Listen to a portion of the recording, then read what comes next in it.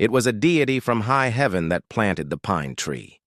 So long ago that the crane cannot remember it, and the tortoise knows it only by hearsay from his great-grandmother, the heavenly deity descended. Lightly, lightly he came by way of the floating bridge, bearing the tree in his right hand. Lightly, lightly his feet touched the earth. He said, "I have come to the land of the reed plains. I have come to the land of fresh rice ears. It is a good land. I am satisfied." And he planted the pine tree within the sound of the sea at Takasaga, which is in the province of Harima. Then he went up again to high heaven by way of the floating bridge. But the pine tree flourished. So great it grew, there was not a greater in all the land of the reed plains. Its trunk was rosy red, and beneath it spread a brown carpet of fallen needles. In the sweet nights of summer, the children of the woods came hand in hand to the pine tree by moonlight, slipping their slim, dark feet upon the moss and tossing back their long green hair. The children of the water came by moonlight, all drenching wet their sleeves, and the bright drops fell from their fingertips. The children of the air rested in the pine tree's branches and made murmuring music all the livelong night. The children of the sea foam crept up the yellow sands, and from the confines of Yomi came the mysteries, the sounds, and the scents of the dark. With faces veiled and thin gray forms they came, and they hung upon the air about the place where the pine tree was, so that the place was holy and haunted.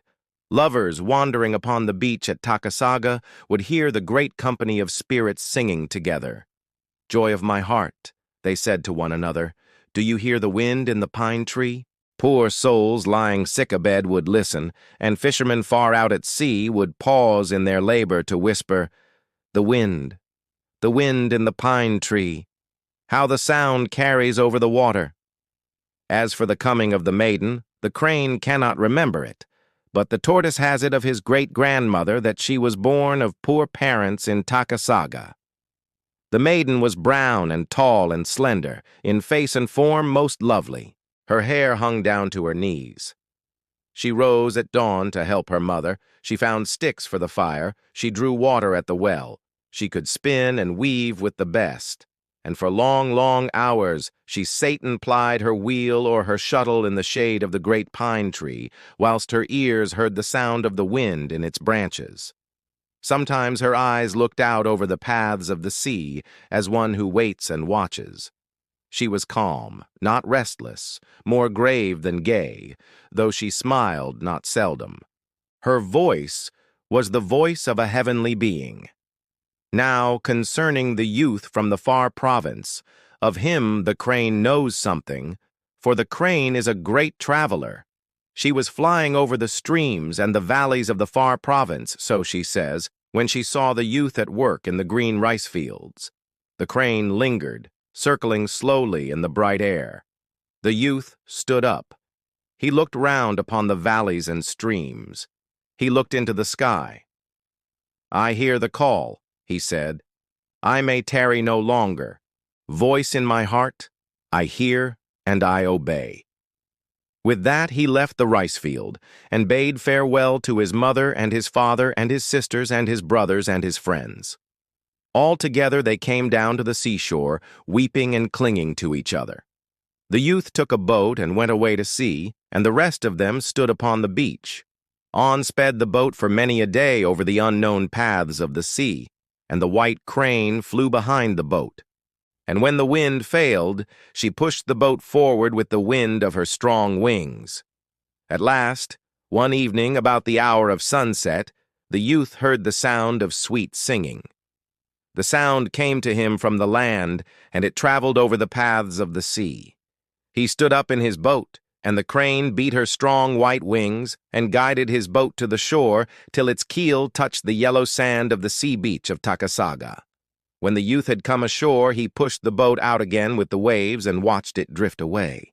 Then he turned his face inland. The sound of music was still in his ears. The voice was like the voice of a heavenly being, and strange and mystical were the words of the song. The lover brought a love gift to his mistress, jewels of jade upon a silken string, well-carved jewels, well-rounded jewels, green as the grass, upon a silken string. The jewels know not one another. The string they know, oh, the strength of the silken string. The youth went inland, and came to the great pine tree, and to the maid that sat beneath, weaving diligently and singing. The crane came flying with her strong white wings, and perched upon the tree's topmost branches. The tortoise lay below on the brown carpet of needles. He watched and saw much with his little eyes, but he said nothing, being very silent by nature. The youth stood before the maiden, waiting. "Whence come you?" she said, lifting up her eyes. "I have come across the sea path, I have come from afar." "And wherefore came you?" "That you must know best, seeing it was your voice that sang in my heart." "Do you bring me the gift?" she said. "Indeed, I bring you the complete gift, jewels of jade upon a silken string." "Come," she said, and rose and took him by the hand. And they went to her father's house. So they drank the 3 times 3, and were made man and wife, and lived in sweet tranquility many, many years. All the time the crane dwelt in the pine tree's topmost branches, and the tortoise on the brown carpet of needles below. At last, the youth and maiden that once were became white-haired, old, and withered by the swift, relentless passage of years. "Fair love," said the old man, "how weary I grow. It is sad to be old." "Say not so, dear delight of my heart," said the old woman. "Say not so. The best of all is to come." "My dear," said the old man, "I have a desire to see the great pine tree before I die, and to listen once more to the song of the wind in its branches." "Come then," she said, and rose and took him by the hand, old and faint and worn, with feeble, tottering steps, and hand in hand they came. "How faint I grow," said the old man. "Ah, I am afraid. How dark it is. Hold you my hand. I have it fast in mine. There, lie down, dear love. Be still and listen to the wind in the pine tree." He lay on the soft brown bed beneath the pine tree's boughs, and the wind sang. She who was his love and his wife bent over him and sheltered him, and he suffered the great change. Then he opened his eyes and looked at her. She was tall and straight and slender, in face and form most lovely, and each of them was young, as the gods are young. He put out his hand and touched her. "Your long black hair," he said. Once more she bade him, "Come." Lightly they left the ground. To the sound of the wind's music they swayed, they floated, they rose into the air. Higher they rose and higher. The branches of the pine tree received them, and they were no more seen. Still, in the sweet nights of summer, the children of the woods come hand in hand to the pine tree by moonlight, slipping their slim dark feet upon the moss and tossing back their long green hair. The children of the water come by moonlight, all drenching wet their sleeves, and the bright drops fall from their fingertips.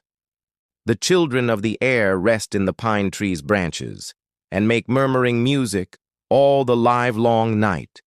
The children of the sea foam creep up the yellow sands, and from the confines of Yomi come the mysteries, the sounds, and the scents of the dark. With faces veiled and thin gray forms they come and they hang upon the air about the place where the pine tree is, so that the place is holy and haunted. Lovers wandering upon the beach at Takasaga hear the great company of spirits singing together. "Joy of my heart," they say to one another, "do you hear the wind in the pine tree?